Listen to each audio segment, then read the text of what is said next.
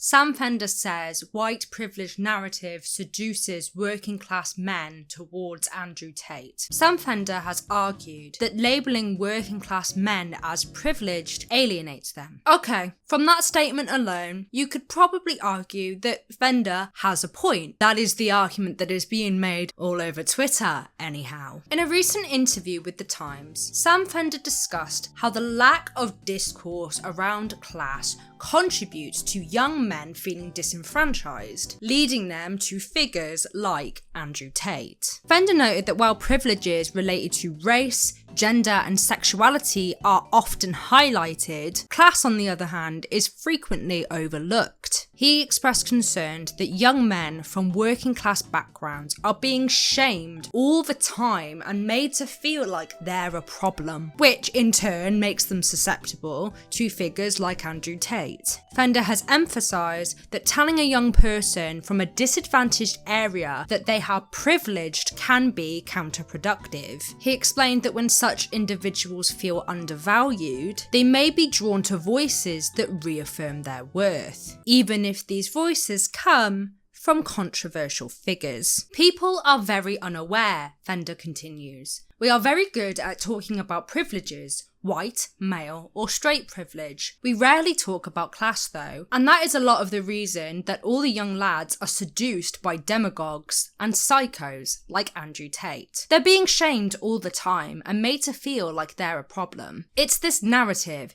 being told to white boys from nowhere towns. People preach to some kid in a pit down in Durham who's got and tell him he's privileged, then Tate tells him he's worth something. It's seductive. Now this has caused a lot of discourse in the online sphere, as obviously it would, because everyone has to have an opinion on these things. I for one first agreed with Fender on a base level, as I do believe that class struggles and other issues that affect white men in particular are not often centred when we talk about oppression, at least not in the mainstream. The men's mental health epidemic for one is a huge issue that is costing men their lives daily. And there are definitely problems that men face due to being men, from gender norms and expectations around masculinity, violent crime, with men being statistically more likely to be victims of violent crime, all the way to intersecting issues that men face due to sex gender alignment, sexuality, ethnicity, religion, culture, and class. But when we look a bit deeper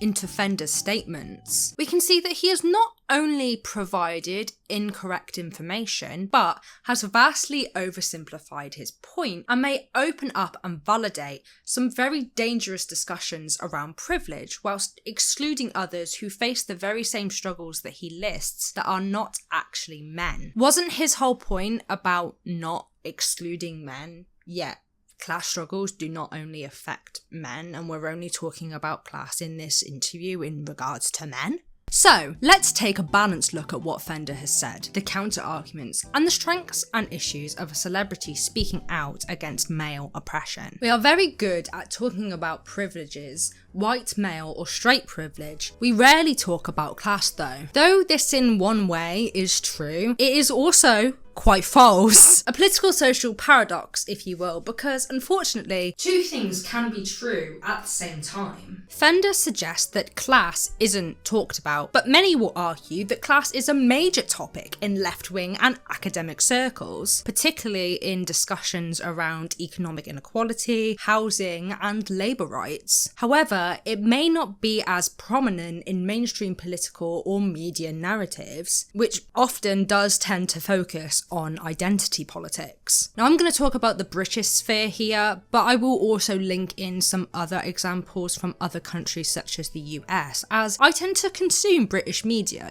other than the odd US post coming up on my social media, because one can never escape the Americans. They escaped us, they escaped the British, yet they still want to remind us that they're still around. I'm not proud of the British Empire, nor will I ever claim to be, and I'm definitely not proud of the British Empire when it comes to America. There's a common argument at the moment, which has kind of been an argument since the leadership of Tony Blair, that the working class party, i.e. Labour, is not actually a left-wing party. Though being called left-wing radical seems to be the go-to gotcha moment for those that criticise the Labour Party, at least those that do not have any substantial criticisms, many of their politics are not too dissimilar from views and beliefs that are more right-wing, especially when it comes to economics, such as an increase in military spending or the continual refusal to, up the taxes on the wealthy 1%. Though arguably, Labour's social politics or identity politics do fall more into the left-wing sphere. And examples of this are their decisions to make misogyny a form of extremism, also acknowledging that medical misogyny is a thing and reporting and investigating these issues, and also condemning racist marches. From this, it could be argued that the working class party is actually rather centrist, with some left-wingers actually arguing that Labour is in fact a right-wing party. Discussions around class, therefore, may not be happening in the mainstream, such as on social media or on television, or even when it comes to discussing politics. Though we could have had that under Jeremy Corbyn. We could have had free internet, guys. But instead, I now have to pay £50 a month for good download speed. But despite what we're led to believe, that left-wingers are just hypersensitive snowflakes, class is actually a core issue in many left-wing spaces. At its core, leftist ideology, socialism and Marxism, place class struggle at the centre of political analysis. Marxist thought argues that society is defined by the conflict between the working class, or the proletariat, and the owning class, the bourgeoisie. And this framework does influence much of leftist discourse today. Bringing that into the modern era, modern theorists such as David Harvey and Nancy Fraser explore capitalism's role in exacerbating class inequality in the 21st century, focusing on globalization, financial capitalism, and precarity. And we have a range of leftist books and media that details the class struggle. The Communist Manifesto by Marx and Engels was a foundational text on class struggle. Capitalist Realism by Mark Fisher discusses how capitalism limits imagination for alternatives. Current Affairs and Jacobian are also magazines that frequently critique neoliberal economic policies. And there are many left-wing movements that are centred on class, such as the Labour movement. In many countries, unions, such as the AFL-CIO in the US or Unite in the UK, advocate for higher wages, better working conditions, and labour protections. And let's not forget that many political figures are focused on class. I follow old Jezza on the Instagram, and there are a lot of posts that he makes regarding class struggle and the unification of us through class. In fact, Corbyn's 2019 manifesto focused on nationalising key industries and redistributing wealth. In the US, Bernie Sanders consistently emphasises wealth inequality, Medicare for all, and taxing the rich. And Jean-Luc Mélenchon, I hope I've pronounced that right, though I don't think I have any French viewers, so please let me know if you're watching, and bonjour, advocates for higher wages, pension protections, and opposition to austerity. And let's not forget the critique of neoliberalism from the left. Leftist discourse often criticises neoliberalism, arguing that deregulated capitalism exacerbates class divides, and anti-austerity movements are clear examples of this. The UK's response to the post-2008 austerity included movements such as the People's Assembly Against Austerity and Momentum, which argued that government cuts hurt the working class. And in the US, we have Occupy Wall Street 2011, which framed the conversation around the 99%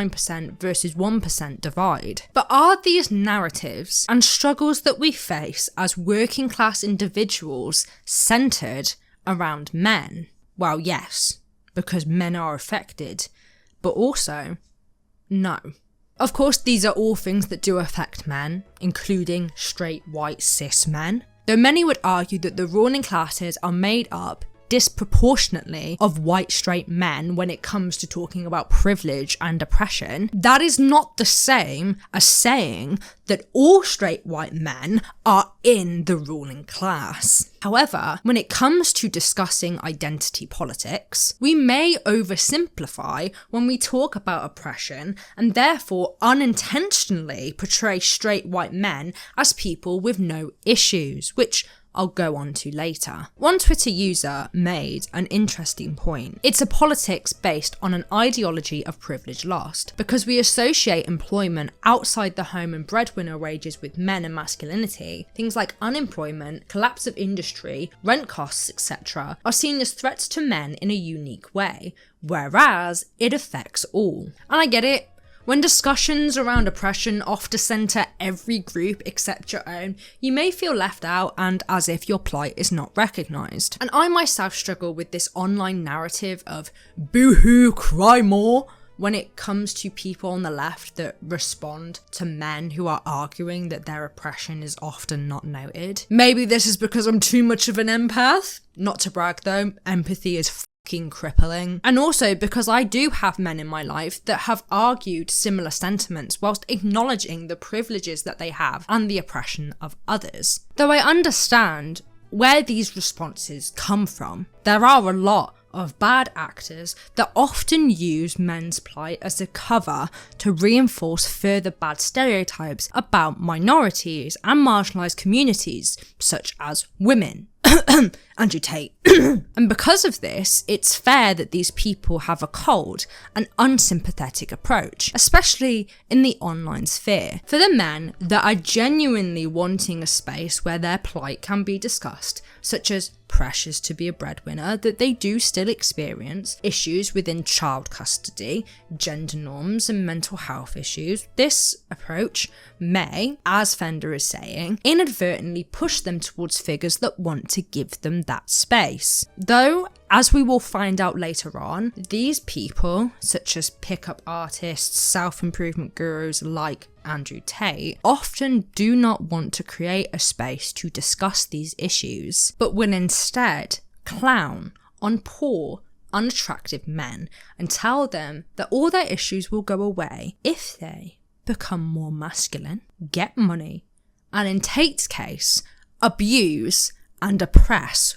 women. And though this Twitter user is right, these issues do now affect all of us and not just men. When it has affected men for the longest time, it can appear that men's class plight is not addressed, despite the fact that it is, just in an intersectional way. We can acknowledge that women not being able to work, not having the right to vote, not having the right to their property was oppression, whilst also acknowledging that men having all that responsibility is also difficult. I think it's also important to mention that whilst yes, these plights are mentioned in left-wing circles, how accessible are these circles to working class men and working class boys? I'm going to give you a little story. When I went to university and I brought up class struggle, I was labelled as a white, middle-class, well-off English woman who had too much privilege to be given opinions regarding oppression.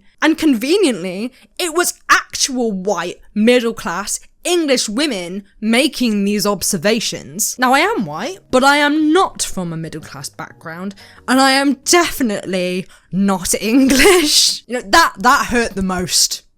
Having my nationality questioned. But there were probably reasons why these women made these assumptions. I'd like to say that I'm quite well spoken, I'm well dressed, and I carry myself well. This is not the image that people associate with the working class. And many people that I grew up with that went on to university also faced this kind of stereotyping, as if my accent or my grammar is a representation of my intelligence and therefore my class, because you can't be able to speak properly, literally, as I've just proven, if you come from a working class background, apparently. Another reason, which is far more relevant to the discussion at hand, I just had to make that point, university is often seen as unattainable for the working class. And university is seen as the key transition into the middle class. Some would even argue that the possession of a degree makes me middle class. However, I grew up in a socio-economically deprived area on a council estate with 2 working parents,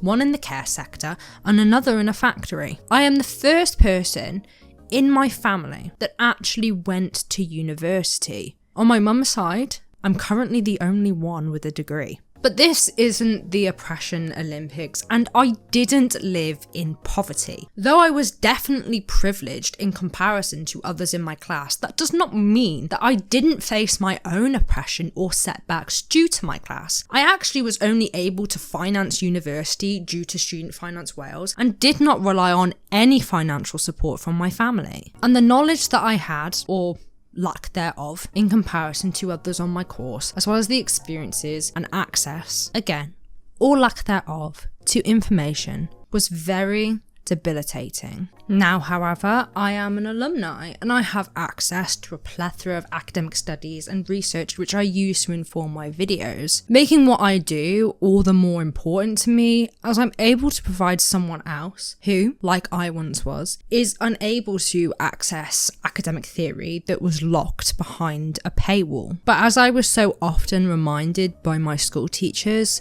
I was an exception. To come from where you've come from and to have done so well considering your background is an achievement to be proud of, one said. I mean, I'm paraphrasing a little bit, but it was something like that. And though this was a kick in the teeth, expecting me to be defined by my background, it kind of rings true for many people from my area that are in my class. Many kids where I came from did not have aspirations to go to university or engage in this kind of left-wing academia. So would they be exposed to left-wing circles that discuss class struggles? Probably not, unless they had left-wing parents. Without a politics or sociology GCSE or A-level, which were both things that were not offered to me when I was in school, these kids would not be taught about things such as Marxism and communist theory. Now, this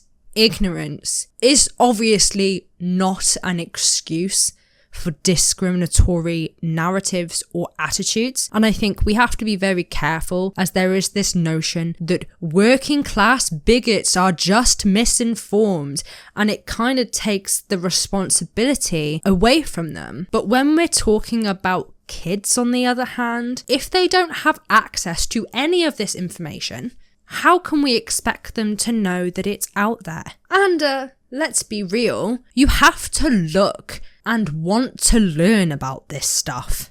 And unfortunately, many don't want to because effort, innit?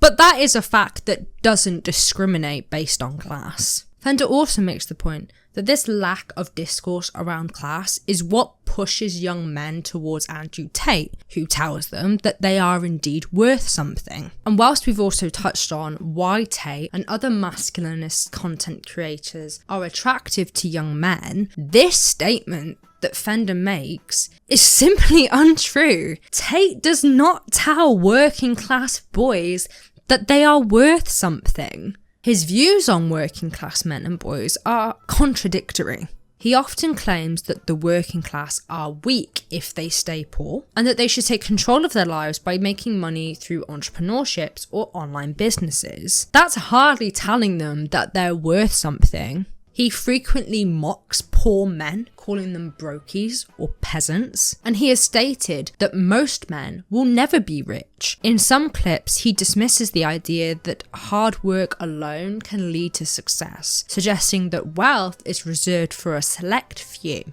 who understand how power and influence work. And unfortunately, this power often includes some very detrimental, damaging approaches towards women. This contradiction, telling men that they can escape the Matrix, despite the fact that the Matrix is not actually about that, and they've actually repurposed the red pill idea that's actually apparently a trans allegory, which, the Wachowski sisters have confirmed, and I've made a whole video on this, go check it out. Telling men this, whilst also implying that most of them are destined to fail, has led critics to argue that his message is ultimately demotivating rather than empowering. He also emphasises that wealth is the only marker of success and alienates working class men who may find value in community, family, or skilled trades rather than just financial gain. The working class, white straight man's worth is therefore conditional, the condition being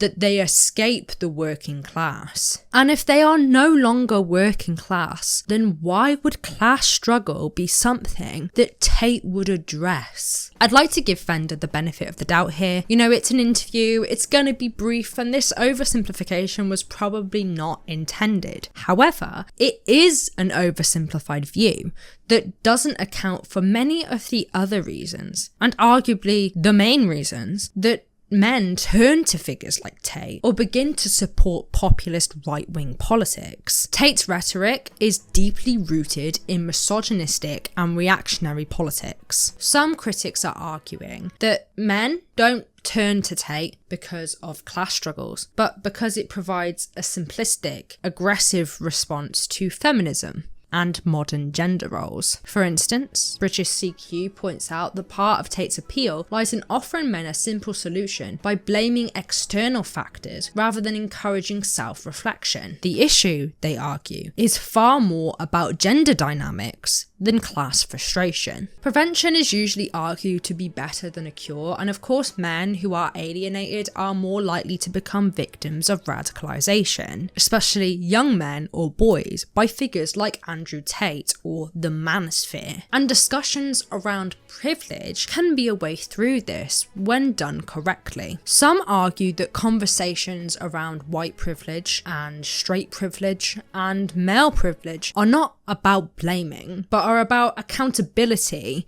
and awareness. While individual working class men may feel alienated by these discussions, others may argue that these discussions are necessary to address systemic issues. But I get it, it must feel to be told that you, who has done nothing wrong in your life, you have never been racist, you are respectful to women, you're not homophobic, yet somehow, because you're white and male and straight, you are the problem. And unfortunately, some people online do paint this narrative. But that's just it. I'm not saying that there are not boys in classes being told that everything's their fault by their fellow classmates. But what I am saying is that the adults that are responsible for the education of these young men are definitely not making that argument. And if they are, they're not being politically impartial. And they are definitely not considering those boys' best interests. And whilst UK politicians have addressed issues that marginalised communities face, it is very uncommon of them to explicitly blame men as a group for these challenges. Discussions often focus on systemic factors, cultural dynamics, or specific criminal behaviours, rather than attributing all blame to all men. While not blaming men explicitly, some discussions emphasise the role men can play in addressing issues like gender-based violence. These conversations often call for men to engage in solutions whilst not assigning collective blame. But these radical creators or figures will claim that this is not the case, and Instagram infographics, tweets and TikToks can give an oversimplified view that leaves men feeling blamed or exempt from the struggle. It's unfortunately common, this game of oppression Olympics. I, as a woman, face oppression through the form of misogyny and sexism. However, I'm also white, so the oppression that a Black American woman may face is far more complex than mine and multi-layered. And men also face oppression, but the oppression that a white working class British man may face, again, will be different to that of a Black American working class man, who will face far more complex and multi-layered oppression. We can acknowledge that we will not face certain types of oppression without discarding the oppression that we may and do face. And as women or feminists, we have some way to go, I believe. It's something that many women have had to come to terms with, as many of the earlier movements in feminism and the suffragette movements and women's rights only really benefited white middle to upper class straight women. It should be a learning curve for all, not an excuse to follow discriminatory and harmful content. And coming from that pitfall of a rural town myself, I understand the frustration that comes with being told that I know nothing about oppression. But why am I offended by that? Why do I need to justify my oppression against these insensitive, simple-minded people in order for it to be valid? I do not. And though bad actors may be making these accusations, the experts and authorities are not. So, whilst Fender brings up an interesting point about class struggles not being readily discussed in the mainstream, his observations around Tate and the attraction to his content are undeniably flawed. Though I think Fender is kind of in the right sphere of thought here when it comes to class and the oppression that men face, I do think his oversimplification runs the risk of justifying discriminatory attitudes and also neglects to mention the many other factors that turn individuals to sexist and misogynistic content. But hey, that's just what the critics argue. Thank you for watching this video. I hope you enjoyed it, and I hope that you've gotten some relevant conversations and discussions and points around this kind of mess when it comes to discussing class and oppression and male privilege. Please let me know what you think down below in the comments. Please be respectful to each other. The majority of my viewers are amazing at doing that, and thank you for the brilliant insight that you do give in the comment section. With that, I'll see you soon.